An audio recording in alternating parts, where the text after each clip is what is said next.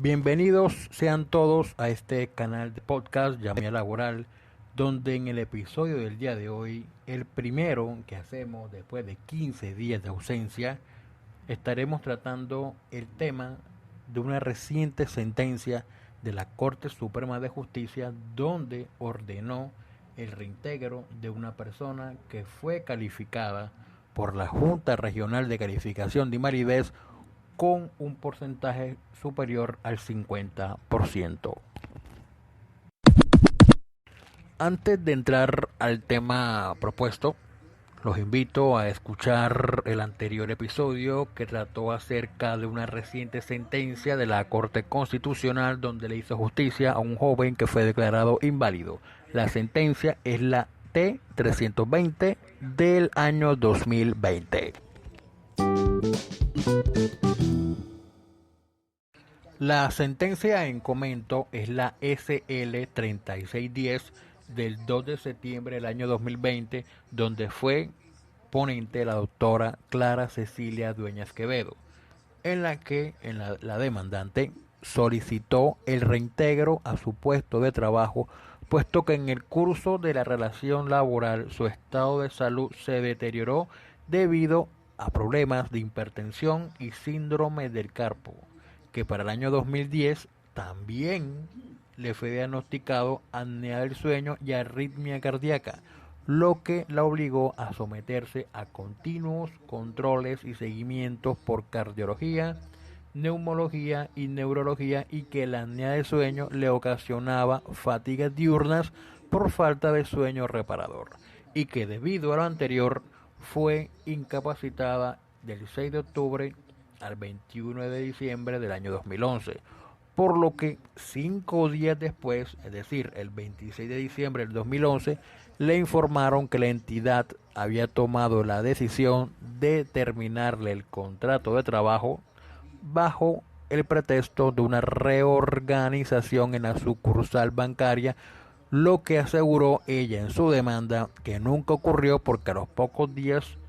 contrataron a otra persona para ocupar su puesto de trabajo. Asimismo, afirmó en su escrito de demanda que tiene cerca de 52 años, o para el momento de la demanda tenía 52 años de edad, y continuaba sufriendo los embates de las enfermedades tales como depresión, que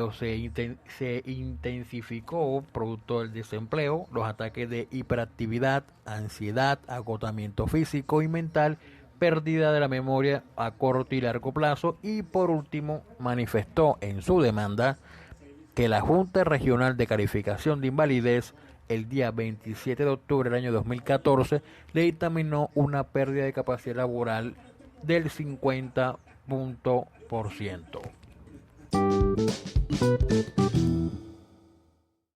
La entidad demandada, al momento de dar contestación a la misma, se opuso a las pretensiones de la demanda y expresó que, por un lado, el vínculo que lo unió o que la unió con la demandante era un vínculo laboral contractual desde el 25 de julio de 1994 al 26 de diciembre del año 2011, y que el último cargo que desempeñó fue el de auxiliar de atención al cliente en ventanilla, y admitió que el accionante ingresó en buen estado de salud y que fue despedida sin justa causa en razón a la reorganización y reestructuración de la sucursal para la cual laboraba, y que el 27 de octubre del año 2014 la Junta Regional de Calificación de Invalidez le dictaminó una pérdida de capacidad laboral del 50.52% estructurada el día de emisión del dictamen.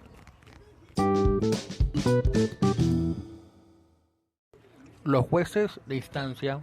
resolvieron la demanda a favor de la parte accionante. Sin embargo, la entidad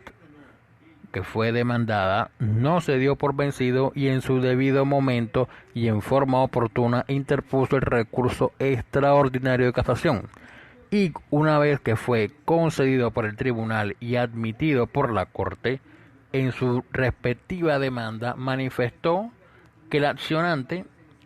tenía en ese momento una pérdida de capacidad laboral del 50.52%, lo que significaba que se encontraba en un estado de invalidez permanente y no de una simple discapacidad. Así como que la garantía de la estabilidad laboral reforzada que habla el artículo 53 de la Constitución Nacional aplica a los casos de discapacidad, pero no en los casos de invalidez, pues al haberse perdido el 50% o más de capacidad laboral, la persona no se encuentra en condiciones aptas para realizar actividades laborales, expresó en su demanda. De igual manera manifestó e hizo mención a lo que establece la Ley 1346 del 2009, que es la ley que aprobó la Convención sobre los Derechos de las Personas con Discapacidad, para afirmar que la discapacidad no debe confundirse con la invalidez, pues este último concepto de la seguridad social da acceso a una prestación a las personas que no se encuentran en capacidad de trabajar. La Corte Suprema de Justicia empezó por subrayar que si bien la invalidez y la discapacidad son conceptos distintos, como lo apunta el recurrente en su demanda, también lo es que una misma persona puede coincidir o superponerse ambas situaciones, de modo que no se trata de abordajes excluyentes. Para lo anterior, expresó que la invalidez es una noción circunscrita al sistema colombiano de la seguridad social integral, de acuerdo con los artículos 38 y 39 de la Ley 100 y el noveno de la Ley 776 del año 2002, y en lo referente a la discapacidad, manifestó que al día de hoy se define desde el marco normativo de los derechos humanos y por lo tanto es un concepto universal y transversal que trasciende el sistema colombiano de seguridad social. Asimismo, manifestó que como son conceptos diferentes y como no son excluyentes y pueden superponerse, eso significa que en una persona puede tener un estado de invalidez y al mismo tiempo tener una discapacidad. De hecho, manifestó la Corte Suprema que es usual que las personas declaradas inválidas tengan a su vez discapacidades derivadas precisamente de esas deficiencias que les impiden integrarse en los entornos laborales. Es decir, y es bastante común que las deficiencias que provocan un estado de invalidez también contribuyan a estructurar una discapacidad en un contexto laboral específico. Asimismo, que como la mayor parte de las personas declaradas inválidas tienen discapacidades, de manera que sostener que están excluidas del mundo laboral equivale a negarles el derecho a la inclusión laboral. Asimismo, la Corte Suprema de Justicia consideró que desde el punto de vista jurídico, dando una aplicación al artículo 26 de la Ley 361 de 1997, es factible el reintegro de una persona con discapacidad, declarada a su vez inválida, pues de lo contrario implicaría negarle el derecho a obtener un trabajo productivo y remunerado, a la igualdad de oportunidades y al reconocimiento de su dignidad. De asimismo,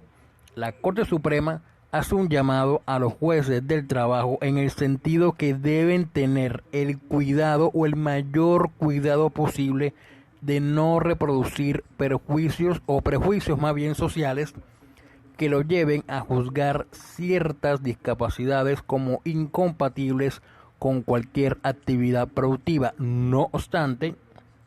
manifestó la Corte Suprema que en realidad son superables si se suprimen o minimizan las barreras o factores que dificultan o impidan la integración laboral de estas personas en las estructuras empresariales.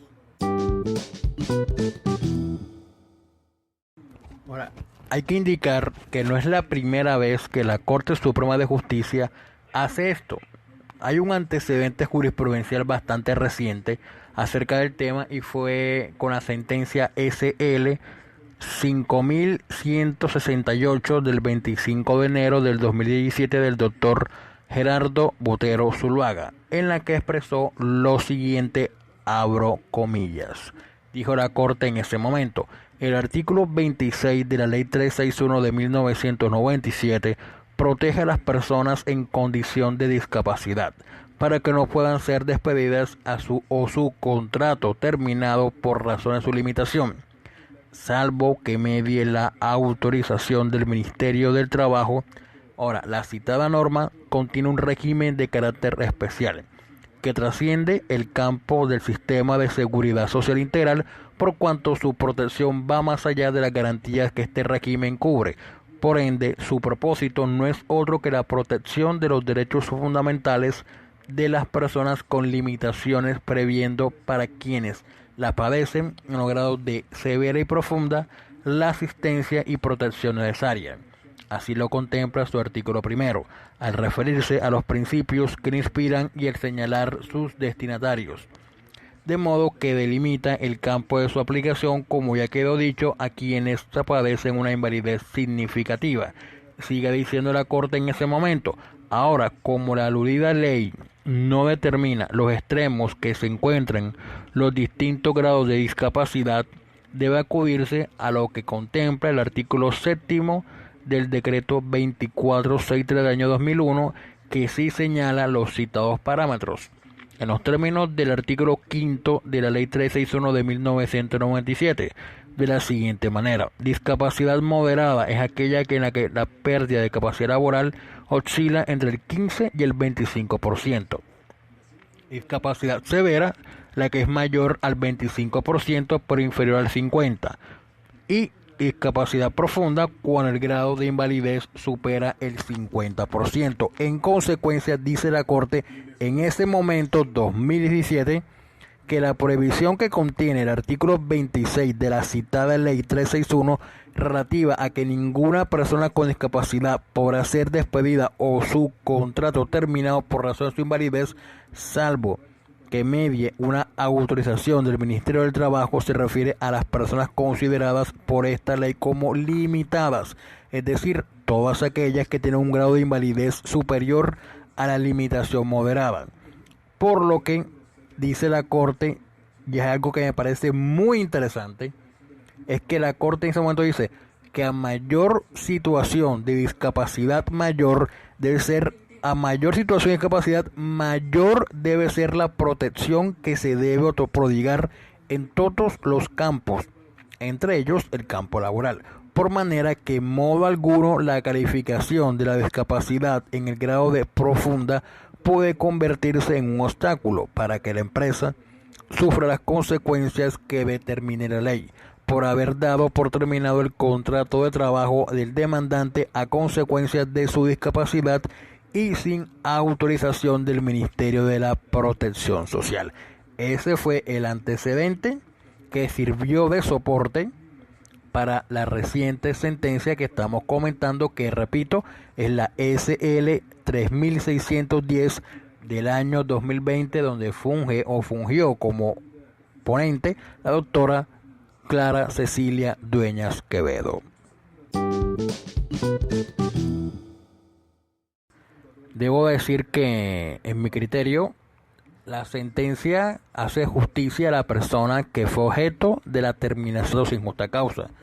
Sin embargo, debo confesar que al principio creí que se trataba de un cambio de criterio jurisprudencial, porque hasta la fecha no había leído ni escuchado nada acerca del tema donde se tocara el reintegro de una persona estando inválida, y pensé que el reintegro lo había ordenado cuando empecé a leer la sentencia, que el reintegro lo habían ordenado porque para la fecha de la terminación del contrato se encontraba incapacitada. Acuérdense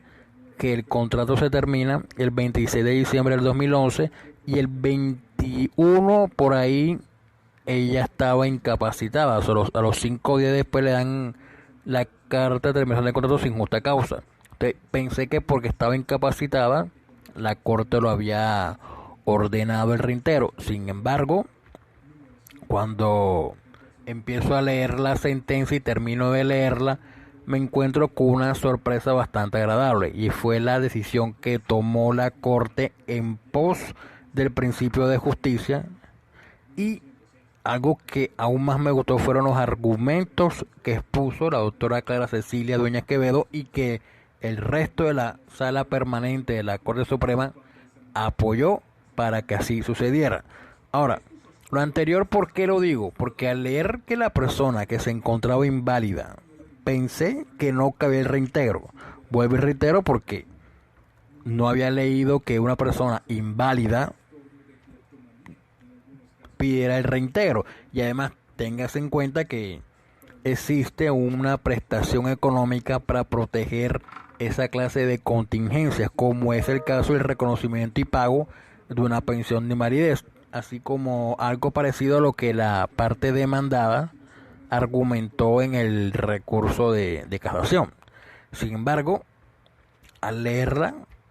vuelvo y reitero, me causó una sorpresa muy agradable por el criterio de justicia que tuvo la Corte y también porque me amplió el entendimiento. Ya la Corte Suprema lo había hecho con la SL 1360 del 2018, lo cual todavía no le hemos hecho un capítulo en este podcast, y también con la Corte Suprema, la Corte Constitucional con la SU 049 del 2017, que tampoco les hemos hecho todavía capítulos en este podcast, pero que también tratan acerca de la incapacidad, acerca de la estabilidad laboral reforzada, y que la Corte en la sentencia SU 049 del 2017 habla sobre la estabilidad ocupacional reforzada. Entonces también cabería hacerle un episodio de ambas sentencias en este canal de podcast, que toca también el tema relativo a la estabilidad laboral reforzada para personas por fuero de salud. Entonces, sigamos. Cuando leí la sentencia, vuelvo y reitero, me amplió el entendimiento, por cuanto hubo un argumento que me encantó, y fue el que reiteró la Corte en esta sentencia, que expuso una sentencia del 2017, que expuso el doctor Gerardo Botero Zuluaga, en cuanto dijo que a mayor situación de discapacidad, mayor debe ser la protección que se debe prodigar en todos los campos, entre ellos el campo laboral. Y que por manera que en modo alguno la calificación de la discapacidad en el grado de profunda puede convertirse en un obstáculo para que la empresa sufra las consecuencias que determine la ley, por haber dado por terminado el contrato de trabajo de la demandante a consecuencia de su discapacidad y sin la autorización del Ministerio del Trabajo. Ese argumento que reiteró la Corte en la sentencia, que ya había expuesto en una sentencia del 2017, me encantó. Y por lo que, resumiendo todo lo que hemos expuesto en este nuevo episodio de este canal de podcast, es que toda persona que padezca un grado de invalidez superior a limitación moderada, es decir, igual o superior al 15%, se le debe otorgar una protección de conformidad con la ley 361 de 1997. Yo creo que para los que son abogados esto no es novedad, pero para aquellos que no son abogados y que vayan a escuchar este episodio sí va a ser alguna novedad, porque no saben cuánto es el porcentaje que la jurisdicción ordinaria, en este caso la Corte Suprema, establece cuál es el mínimo para otorgar una protección constitucional. Sin embargo, como lo mencioné, la SU 049 del 2017 de la Corte Constitucional cambió el criterio acerca de la estabilidad ocupacional reforzada y, si no estoy mal, habló sobre que cualquier tipo de discapacidad, independientemente del grado, y la incapacidad independiente del tipo de vinculación contractual, debe ser protegida. Sin embargo, hay que volver a leer la sentencia en comento y hacerle un episodio más concreto acerca de ese tema, pero resumiendo acerca de esta sentencia, cualquier persona en el 15% ya es procedente otorgarle una protección constitucional.